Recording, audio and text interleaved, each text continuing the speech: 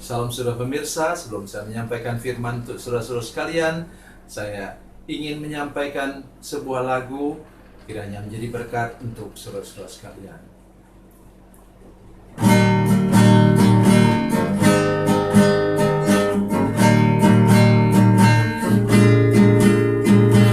Kasih dan persahabatan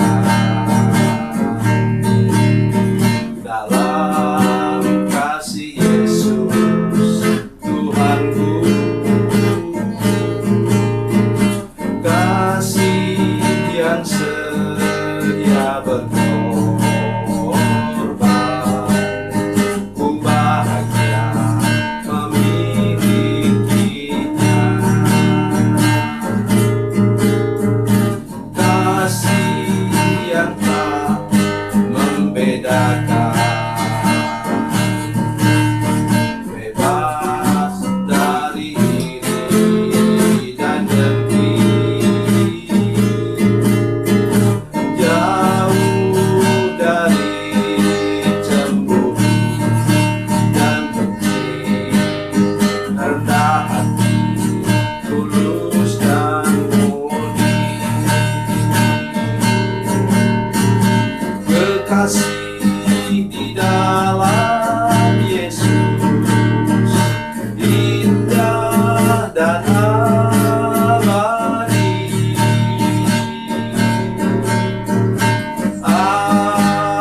Anugerah dari Tuhanku di dalam kasih dan darahnya.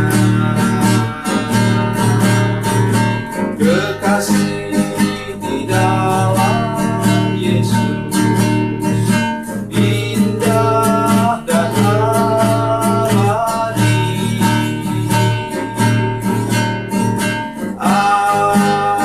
Anugerah dari Tuhanku di dalam kasih dan darahnya.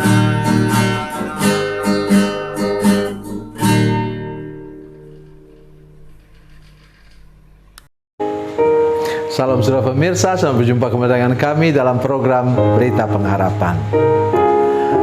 Mungkin sudah ada masalah sekarang, ada persoalan sekarang, tapi ingat, panggil Yesus datang dan percayalah, kalau sudah beriman, masalah sudah akan selesai pada waktu itu juga. Itulah keuntungan kita kalau kita mengundang Yesus datang ke dalam hidup kita, rumah tangga kita, dan usaha kita. Mari kita berdoa sebelum lebih jauh mendengarkan firman Tuhan. Bapa, dalam nama Yesus, terima kasih banyak untuk kebenaran firman Tuhan yang luar biasa yang akan Kau singkapkan bagi kami pada hari ini. Tolong semua pemirsa yang sedang mengalami masalah dan pergumulan untuk menyimak firman Tuhan dengan baik, dan akhirnya kami semua mengalami lawatan pertolongan dan mujizat Tuhan. Dalam nama Yesus, haleluya, amin. Saudara pemirsa, mari kita buka Alkitab kita dari Perjanjian Baru. Perjanjian Baru, Injil Matius pasal 8 ayat 14 sampai 16. Matius pasal 8 ayat 14 sampai 16. Demikian firman Tuhan. Setibanya di rumah Petrus, Yesus pun melihat ibu mertua Petrus terbaring karena sakit demam. Maka dipegangnya tangan perempuan itu, lalu lenyaplah demamnya. Ia pun bangunlah dan melayani dia. Menjelang malam dibawalah kepada Yesus banyak orang yang kerasukan setan, dan dengan sepatah kata Yesus mengusir roh-roh itu dan menyembuhkan orang-orang yang menderita sakit. Amin. Hal yang pertama adalah Petrus datang bersama dengan Yesus. Petrus sudah menjadi murid Yesus dalam Injil Matius pasal 4. Dan kemudian datanglah ke rumah Petrus. Sampai di sana mungkin Petrus juga kaget. Loh, kok sakit ya? Pesan nomor 1, saudara sekalian, bila anggota keluargamu sakit, bila engkau sendiri sakit, nomor 1, jangan pikirkan dulu obat, jangan pikirkan dulu rumah sakit. Ya. Tolong, begitu engkau merasa sakit apa saja, pesan saya kepada saudara-saudara yang sudah tua seperti saya. Ya. Berapa bulan yang lalu, saudara sekalian, saya juga sakit perut, kemudian jatuh, tergelincir jatuh. Saya teriak apa? Tuhan, tolonglah saya. Sudah masih ingat ketika Petrus mau tenggelam, dia tidak teriak begini kepada teman-temannya, "Hei, tolong lempar ke pelampung." Enggak lah. Tapi dia katakan, "Yesus, tolonglah saya." Bagi saudara yang mengalami masalah, ingat itu. Di sini apa? Kenapa masalahnya cepat selesai? Karena perhatikan baik-baik. Setibanya di rumah Petrus, Yesus pun melihat. Langsung dia melihat siapa? Masalah. Ibu mertua Petrus sakit demam. Iya, tentu dia orang tua, dia berisiko sakit karena sudah tua. Tapi kabar baiknya apa? Yesus melihat. Sekarang lihat kepada saya ke sini. Sekarang Yesus melihat masalahmu. Masalah apa? Bisa jadi penyakit, masalah keuangan, masalah rumah tangga. Tolong dengar saya baik-baik. Bila engkau ada di wilayah hadirat Tuhan, di wilayah terang, kenapa engkau sudah ditolong oleh Tuhan? Karena engkau menganggap Yesus hanya alternatif. Ya, jangan pikirin soal alternatif. Yesus satu-satunya. Katakan bersama dengan saya, Yesus satu-satunya yang dapat menyelesaikan masalah saya. Katakan amin. Jadi mari belajar percaya seperti yang saya katakan hari ini. Nah, kemudian lihat, sudah belum pernah dengar ini. Dengar baik-baik. Maka dipegangnya tangan perempuan itu. Kenapa bukan di kepalanya? Mungkin kalau di kepala kurang sopan mungkin. Kenapa tangannya dipegang?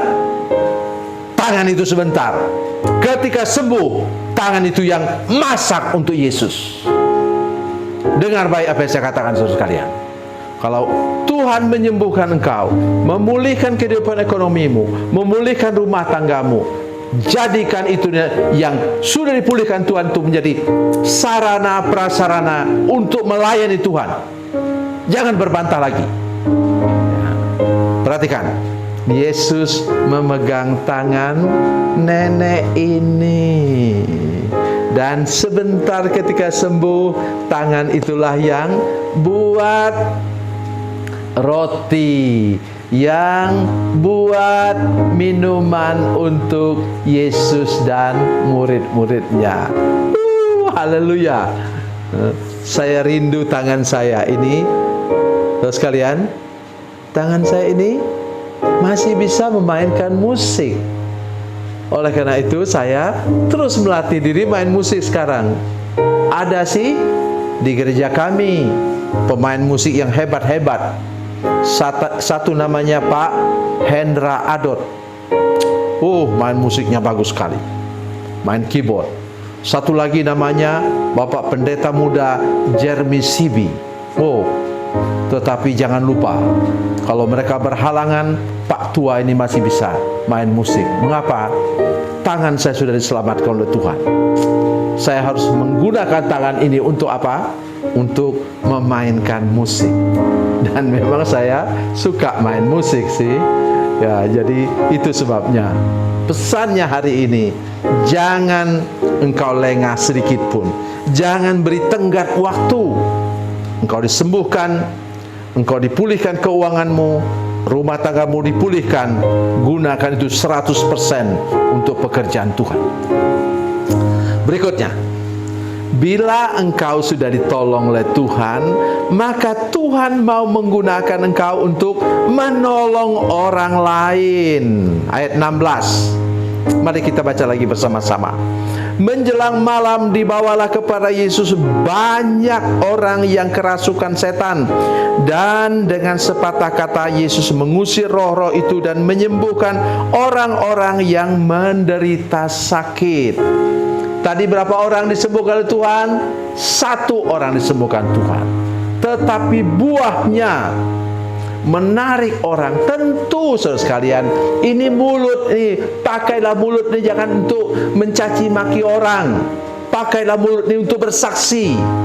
Ya, jangan untuk gosip. Pakai untuk bersaksi. Orang katakan, luar biasa ya, Oma itu sudah sembuh loh.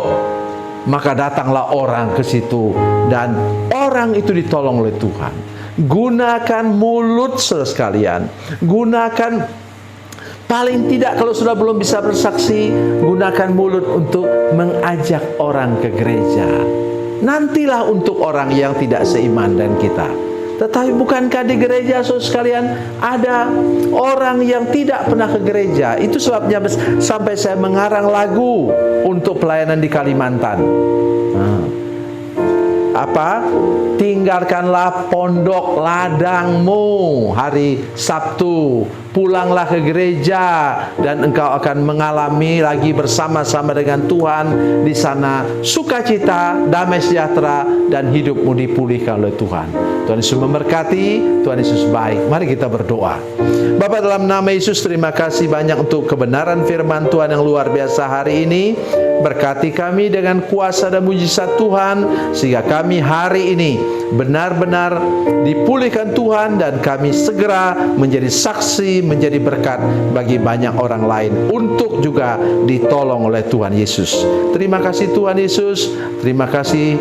Dalam nama Yesus kami berdoa dan bersyukur. Haleluya. Amin.